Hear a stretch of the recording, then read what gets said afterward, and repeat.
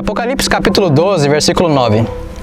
E foi precipitado o grande dragão, a antiga serpente, chamado Diabo e Satanás, que engana todo mundo.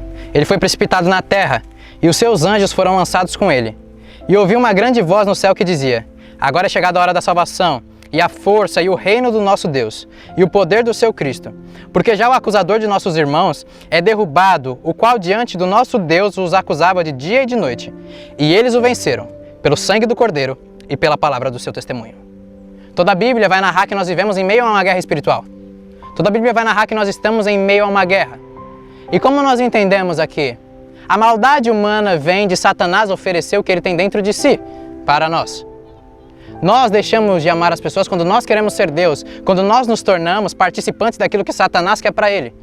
Nós também entendemos que as pessoas não são nossas inimigas, mas sim que os demônios que estão a serviço de Satanás nas regiões celestiais. Entendendo tudo isso, nós entendemos que o nosso inimigo é o diabo. E então, o apóstolo João aqui vai revelar para nós qual é a nossa vitória. O apóstolo João vai revelar acerca de contra quem estamos lutando. E João faz questão de que nós não nos confundamos. Ele faz questão de que nós tenhamos certeza de sobre quem ele está falando. Veja como ele começa. E ele foi precipitado, o grande dragão, a serpente antiga. Então ele nos faz lembrar do que aconteceu no Éden.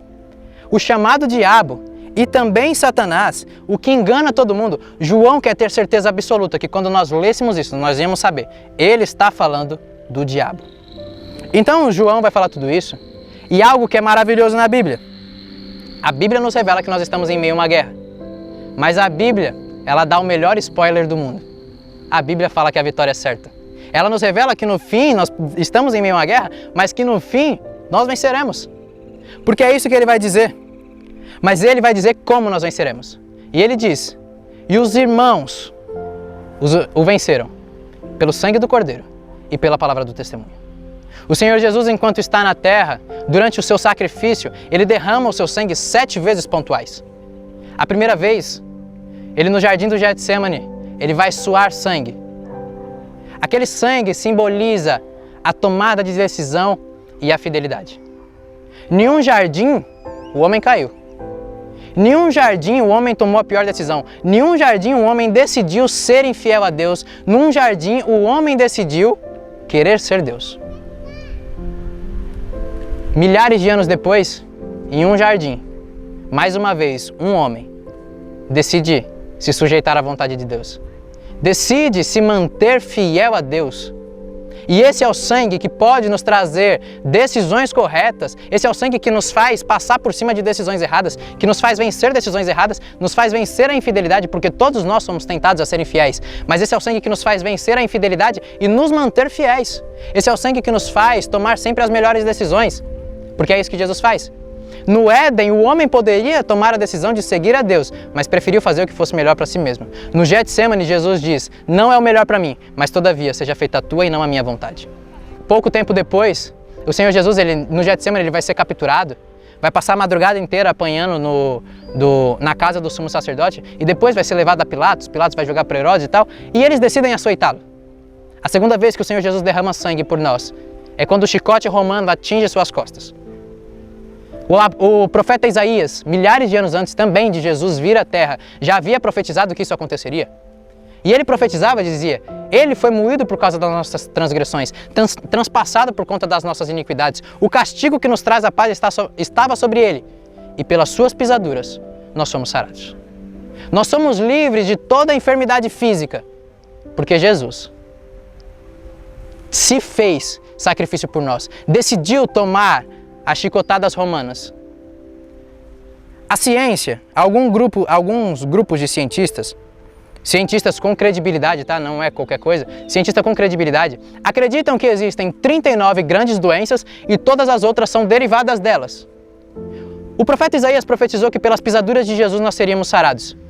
E pasmem, não era normal naquela época, mas Jesus toma 39 chibatadas por cada uma das nossas doenças.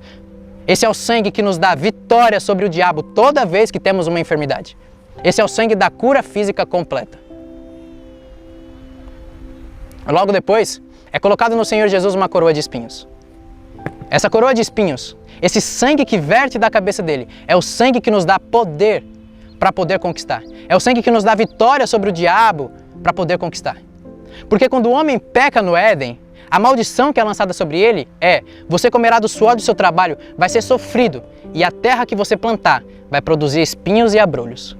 É por conta disso que Jesus leva os espinhos e os abrolhos na própria cabeça, nos devolvendo o direito à conquista, nos devolvendo o poder de conquistar e de sermos prósperos.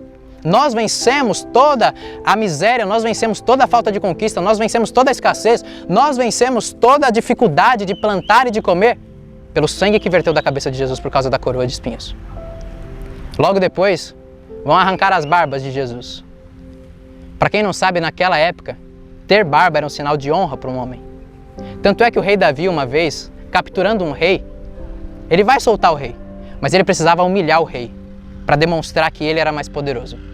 Davi não o mata, Davi não toma um centavo seu, Davi só manda que raspem a barba dele e o devolvam para o seu reino, tornando ele completamente humilhado. Para um rei daquela época, não ter barbas era sinal de humilhação. Mas o rei do mundo, de todo o universo, preferiu permitir que nós, meros pecadores, arrancássemos suas barbas. Porque no Éden, quando pecamos, nós que fomos feitos à imagem e semelhança de Deus, quando pecamos, perdemos isso. Perdemos. Então nasce com isso complexos de inferioridade, nasce com isso problemas de não saber quem é, problemas de identidade.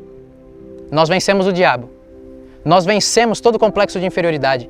Nós sabemos quem somos em Deus. Nós temos cura completa do nosso interior, porque Jesus permitiu que arrancassem as suas barbas, porque verteu um sangue do rosto dele. Depois, os soldados romanos vão pregar as mãos de Jesus na cruz.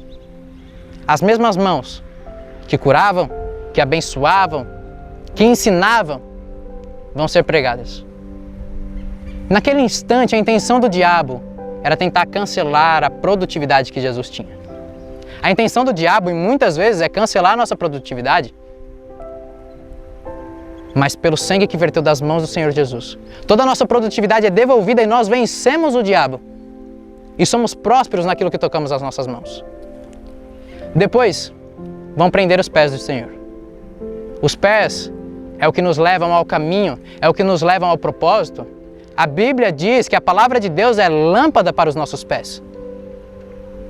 Há quem diga que desperdiçar a vida não é morrer, mas é viver sem propósito. É viver sem saber por que se vive.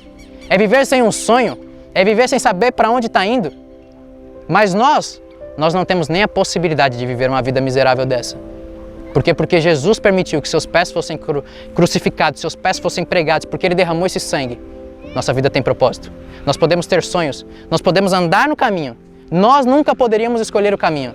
Paulo vai revelar que nenhum homem tem a capacidade de se achegar a Deus.